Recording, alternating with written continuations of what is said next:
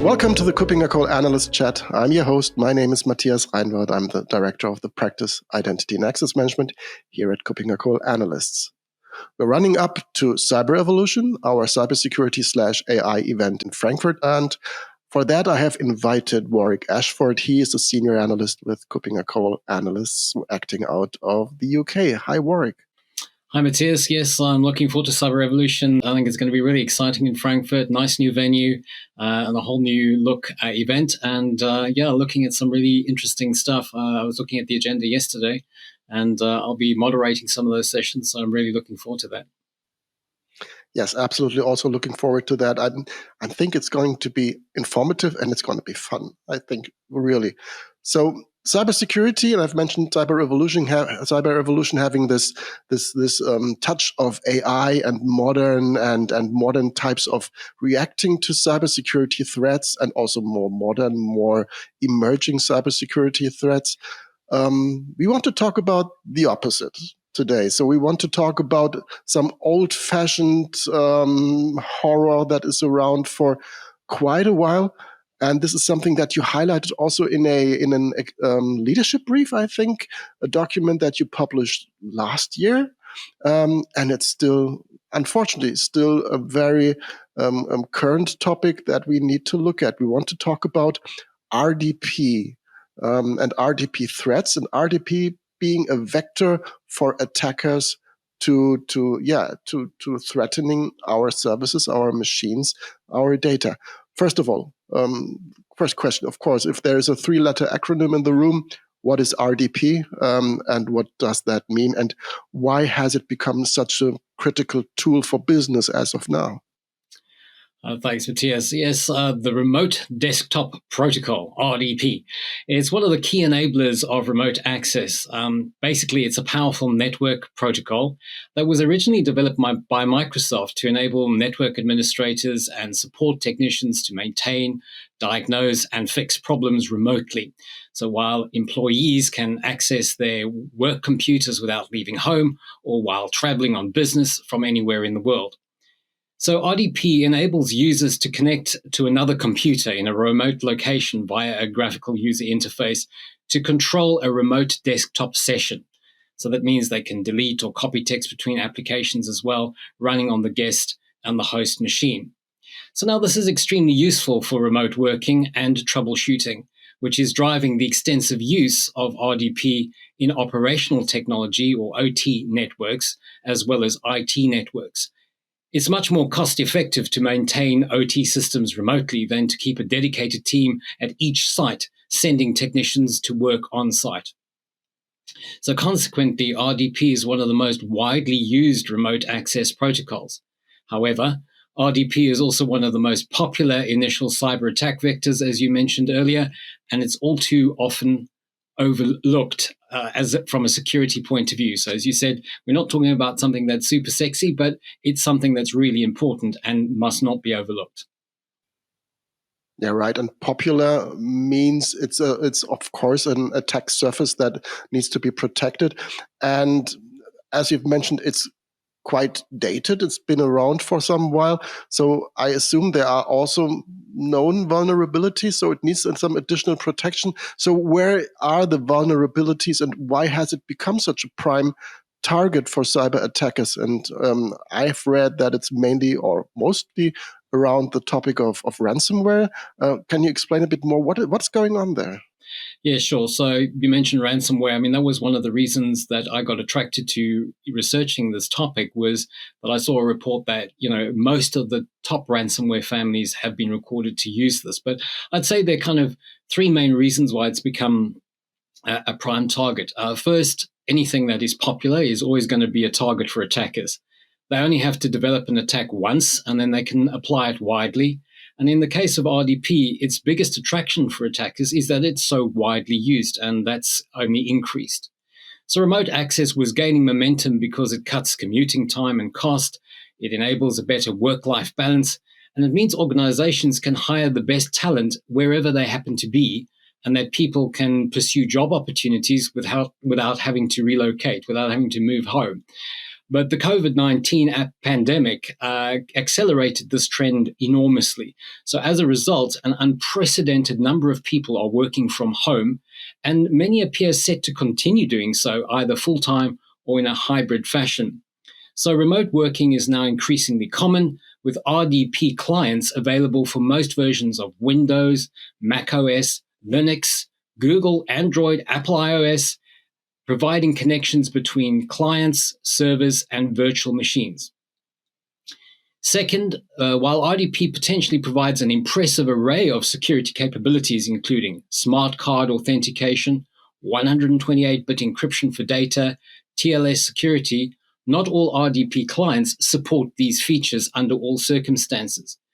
In addition, many organizations are failing to address known RDP vulnerabilities, with many patches not applied for 3 or more years after their release. So that's the perennial problem in security, no up-to-date patching. I don't know when we're going to solve that problem, but it comes up every time we discuss security at our events. Third, web crawlers like Shodan make it quick and easy for attackers to identify misconfigured RDP ports and vulnerable internet-facing machines. In addition, exploiting a legitimate network administration tool like RDP makes it easier for attackers to maintain a low profile and remain undetected because, after all, they're using a legitimate tool. So it's quite hard to pick up that activity. So remote administration tools like RDP have become increasingly popular as an attack vector since around 2016, I think, with the rise of dark markets selling RDP access. Initial access brokers, or IABs, are becoming a key element of the crime as a service underground economy. And in 2018, the FBI's Internet Crime Complaint Center warned that cyber attackers have methods for identifying and exploiting vulnerable RDP sessions to compromise identities, steal login credentials, and, of course, as we've already mentioned, launch ransomware attacks. So, in summary, RDP is ubiquitous. Attackers can remain undetected because RDP is an admin tool, and it's often easy to exploit RDP vulnerabilities as an initial attack vector because not all RDP clients are created equal. RDP credentials can be purchased on the dark web, and many organizations are still not following security best practice when it comes to RDP. So poorly implemented, RDP presents a great opportunity for attackers to get into a target organization, scan ports, harvest credentials, escalate privileges, inventory assets, and install malware, particularly ransomware. So usually it's difficult, or sometimes it's difficult to ask the right question after after an answer from a guest being a host of a podcast. But there are tons of questions that I would like to ask because all of this results from what you just explained. But maybe starting with one thing. So the use of RDP is convenient, and convenience means people like to use it. And on the other hand, we have all these negative aspects that you've mentioned, not patching, these credentials being around. And what are some of the misconceptions when organizations still want to use RDP and when they want to balance cybersecurity and risk management on the one hand and convenience for the users and the administrators on the other hand? What can be done wrong? Of course, the second question would be then, how can they do it better? Well, I think the biggest misconception is the assumption that it's safe, that all RDP clients are equally secure, that all RDP implementations are equally secure. So it's essential that organizations fully understand the risk. They must take it seriously and either find an alternative to RDP or take a series of comprehensive steps to mitigate that risk by reducing the opportunity for attackers to gain access in the first place to their networks via this route. And I think the common mistakes are, I think I mentioned some of them already, is not using the latest versions of operating systems and keeping them patched, not using the latest versions of RDP with strong encryption mechanisms, not ensuring all RDP servers are patched up to date, not blocking unused ports, not using group policy to block remote access to machines that just don't need it, and not using strong access control policies. Right.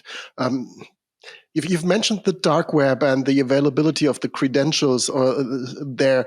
If that has happened, if the credentials are already there and can be purchased and can be targeted, I still have a bit of a naive approach towards the dark web. I've never been there, but I assume you can really target organizations and you can really focus on specific data.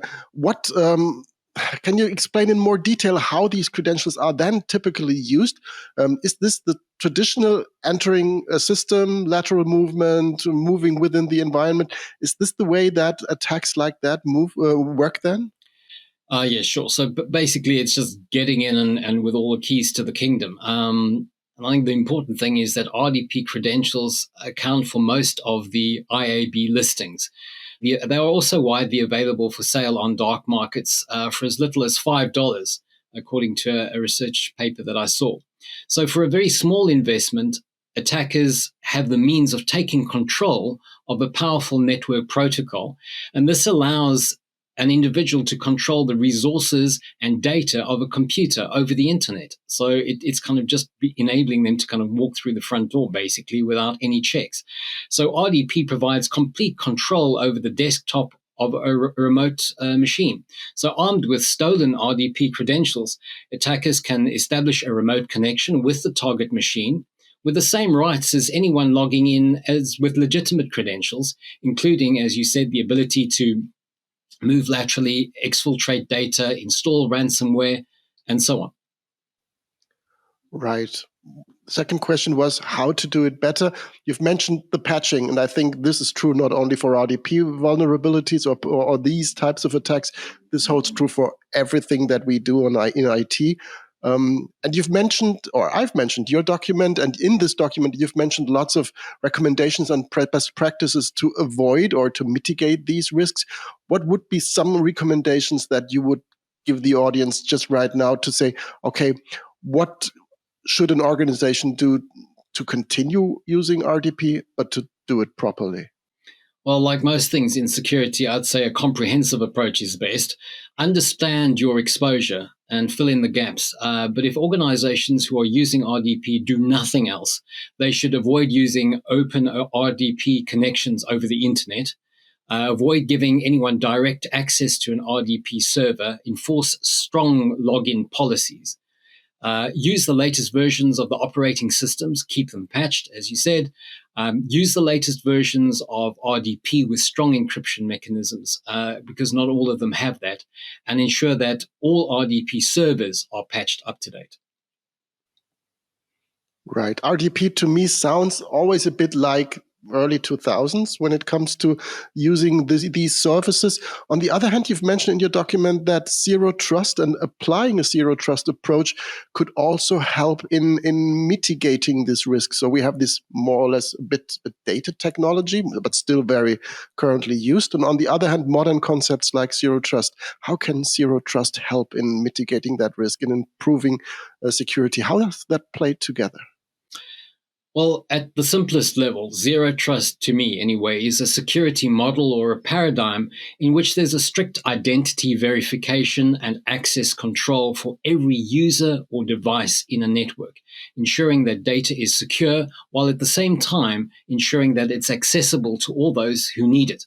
So that's kind of the basis of what you need in an organization is you need people who to remain functioning in their jobs, get to access the data they need, but you've got to ensure that, it's verified, the access, and that it's controlled. So there are several principles that are consistent with a zero trust approach to security, which help organizations to reduce their vulnerability to cyber attacks exploiting RDP. So these include going passwordless or using strong passwords with MFA. So that's multi-factor authentication, of course. You can also apply the principle of least privilege to limit access to required systems only. So don't have access all over the place when it's only required for a specific number of machines. You can also specify which users are allowed to access systems via RDP. And if you've got a policy like that, any violation of that policy is likely to flag up. If somebody's credentials are compromised and then those credentials are used to access a machine via RDP, If that person doesn't normally access a machine and doesn't have those rights, then you've already sorted out that problem. The other thing you can do is ensure local admin accounts are unique, that they're not shared, and wherever possible, put RDP servers in a demilitarized zone, DMZ, or restricted area. Right. That sounds like quite a wide range of methodologies of mitigating measures to support in using RDP much more securely than it's done in some organizations, at least. If we look into the future, and we are analysts, what is the expected future for RDP, for remote access solutions in general? Do you expect some changes here, some more strict integration with PAM, for example, or will it just not go away? Is it here to stay? Well, that's kind of a discussion all in itself. How long have you got, Matthias? Yes. First off, I'd say that is that passwords is like passwords. Is that the use of RDP won't disappear overnight.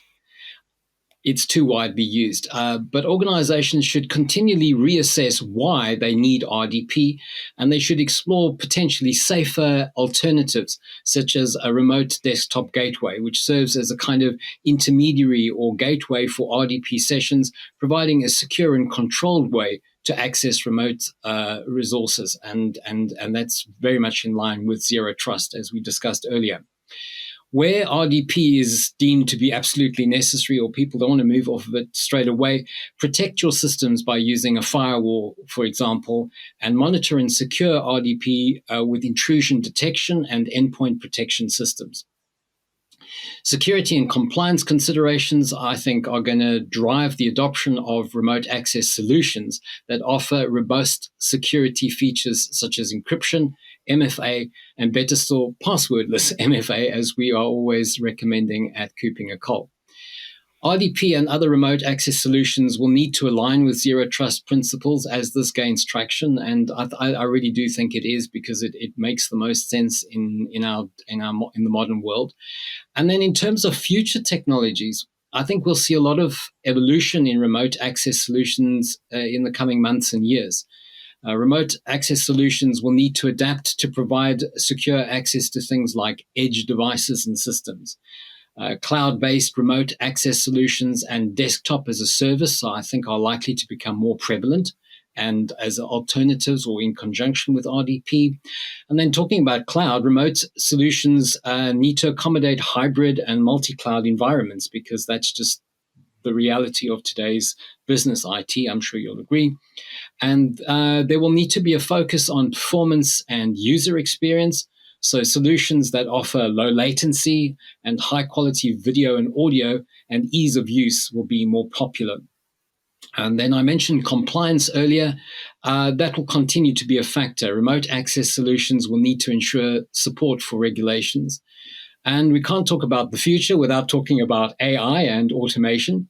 So remote access solutions, I think, will increasingly incorporate automation and AI for tasks such as threat detection, system monitoring, and user support. And then you asked about emerging technologies. So there we've got 5G and edge computing, as I said earlier, and the Internet of Things and the industrial Internet of Things and all these wonderful new technologies that are coming. But they all will have remote access available. And then finally, secure remote desktop services and similar technologies will need to evolve to meet these modern security and scalability needs. So I think the future of RDP and remote access solutions in general is likely to be shaped by a combination of all these factors. So while remote work is here to stay, I think the security and performance aspects of remote access are paramount, and solutions that can strike a balance between ease of use and robust security will be highly sought after, and they will be the market leaders. Right. So we've come full circle. So we're back at AI supporting cybersecurity, although we're talking about RDP. So we've come full circle. We've mentioned cyber evolution in the beginning, and that has this tagline of an AI controlled IT security as well. And if our audience takes as something takes something home with them if they implement 5 of the measures that you've just mentioned for protecting RDP, which I assume they have not had on their radar for Cybersecurity Awareness Month. I think this will increase cybersecurity in many organizations. And if you just update your client to the most recent version, and if you just upgrade the operating system below that IoT device that's somewhere out in the green, and then you access it much more securely, then something has improved already. So this would be a good starting point. And while you're there, there's a lot more to do. Any final thoughts, Warwick, before we close down when it comes to RDP? Of course, I need to mention that there is, of course, this leadership brief that I've mentioned earlier. It's from 2022, but it's available, of course, in our research library, and people have easy access to that. So I would really recommend to go to KuppingerCole.com and read that document. Anything else from your side? No, Matthias, I think you summed it up beautifully. It kind of always amuses me, though, at security events. It all comes back to best practice, really. I think we spend a lot of time thinking about the latest and greatest attacks and so on. But at the end of the day, these are all basically the same things. They're all kind of phishing attacks. They're all after the same things. And a lot of issues, if you just practice, you follow best practice, a lot of those things are taken care of. So I think RDP is another example of where, yes, sure, there are very specific things that you can do for RDP, but just by following security best practice, you're going to eliminate a lot of those vulnerabilities. Right. And maybe as a final thought, if credentials are for sale on the dark web, maybe you want to change your credentials from time to time. That might be a good starting point as well. So thank you very much, Warwick, for being my guest today, for shedding a light on some of the more ignored part of cybersecurity, where there really can be easy measures to improve the cybersecurity posture in general. Looking forward to meeting you in Frankfurt, and everyone who's interested in joining us there, please visit us, shake hands, and talk to Warwick and or me. And if you have any questions, if you have any comments, please reach out to Warwick or me. Or if you're watching this on YouTube, just leave a comment below that video in the comments section, or send us a mail. We are happy to discuss that, happy to take your feedback, happy to take your suggestions what to cover next in this podcast. And until then, thank you very much for being our audience today, for being my guest today, Warwick, and hope to have you on this podcast very soon again. Thanks, Warwick. Great. Thanks, Matthias. See you all at Cyber Revolution. Absolutely. See you.